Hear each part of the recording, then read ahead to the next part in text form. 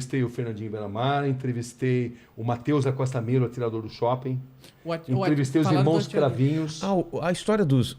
Entrevistei os canibais de Garanhuns. Isso que eu ia falar. Essa história é tão bizarra. Deixa eu... É bizarra. Essa história dos canibais eu tava vendo a sua entrevista. Era uma seita, né? Onde ele manipulava as mulheres. Seita era... Puxa, você sabe eu esqueci, mas... Eu também não vou lembrar agora. Mas ele manipulava as mulheres, né? Manipulava as mulheres. Ele era um cara muito bom de conversa e as mulheres seguiam fielmente tudo que ele dizia. Matavam, esquartejavam e ainda usavam a carne para coxinha. Que absurdo, cara. É um cara muito manipulador, né? Total, né? É uma história... Também tá no YouTube, quem quiser. Eu vi esses dias, sabendo que você vinha, que eu fui rever essa... Cara, é impressionante. A mulher falando em Deus, aí mostra, né? Tem uns impressos, né?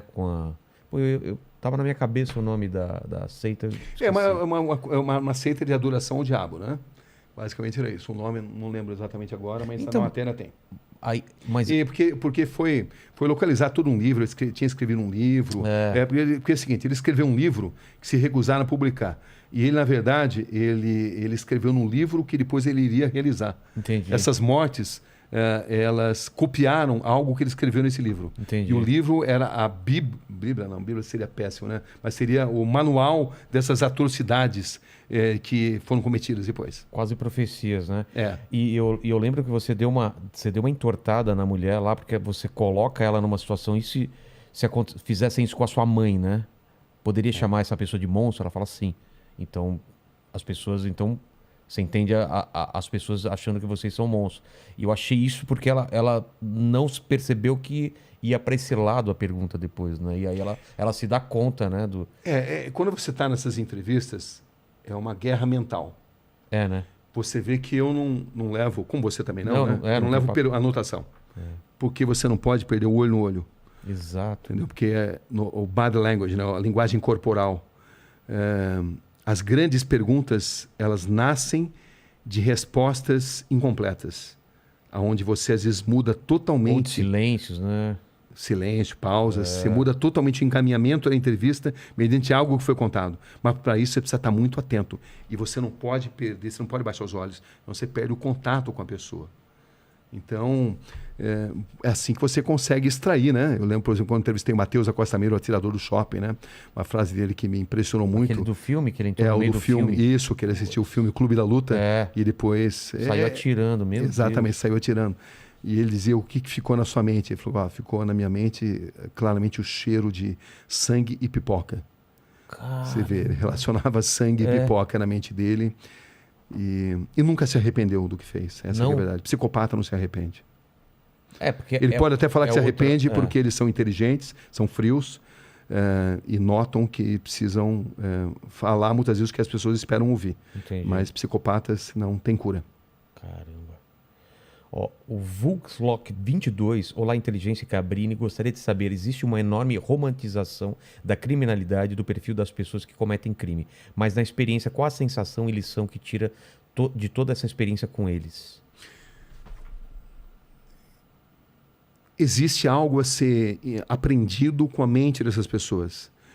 Traumas de infância, ou não. Sempre tem um gatilho ou não? Às vezes sim, às vezes não. Não é exatamente automático. Muitos usam isso como algo para justificar o que fizeram, entendeu? Como um trauma da infância, né?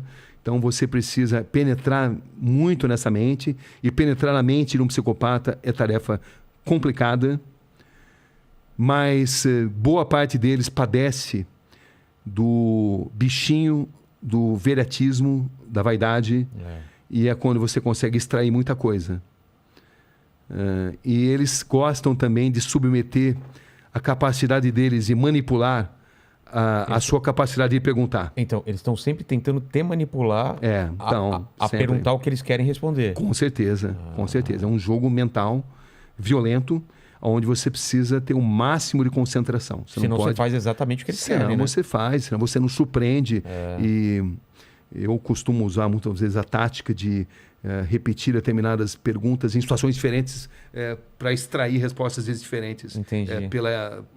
Por um deslize emocional. Até mesmo psicopatas podem ter deslizes emocionais, embora eles tenham tanta dificuldade de se relacionar com emoções. Entendi. Entendeu? Então, é algo que você vai aprendendo, né? Você vai aprendendo e você vai lendo nas pessoas, no olhar das pessoas, nos gestos que elas fazem. Elas vão emitindo os sinais. Às vezes elas estão morrendo de vontade de contar uma determinada verdade, desde que você consiga entender esses códigos. Ou outras vezes não. Como se fosse um prêmio que você precisa merecer, merecer intelectualmente para ela te revelar aquilo, né? Por isso que eu acredito muito em perguntas curtas e grossas, perguntas grandes e mais, dão chance para a pessoa pensar no que vai responder. Entendi. Quando você está falando na sua pergunta, ela já está, vou falar isso, né? Entendi. Entendeu? Não. Então, a pergunta curta e grossa, muitas vezes, de sopetão, é uma grande arma. Mas também a maneira de entrevistar o Rogério não é a maneira de entrevistar o Mandíbula. As pessoas têm personalidades diferentes. Às vezes você precisa ser mais suave, às vezes você precisa ser mais incisivo. Isso muda. Como decidir? Experiência. Psicologia, eu sempre tive muito fascínio pela psicologia, mas a psicologia prática, né? Claro que eu me informo, né? Procuro ler os grandes mestres, mas é muito intuitivo também. Tem essa linguagem silenciosa, né? Com certeza. Corpo, microexpressões. O Aleph... desculpa, pode falar. Não, e também tem dia que você capta mais, tem dia que você capta menos, enfim, é uma violenta guerra mental. Em determinadas entrevistas, não todas, né? Tem entrevistas que não. São mais tranquilas. São mais tranquilas, mas em determinados momentos você sente que você está numa guerra mental.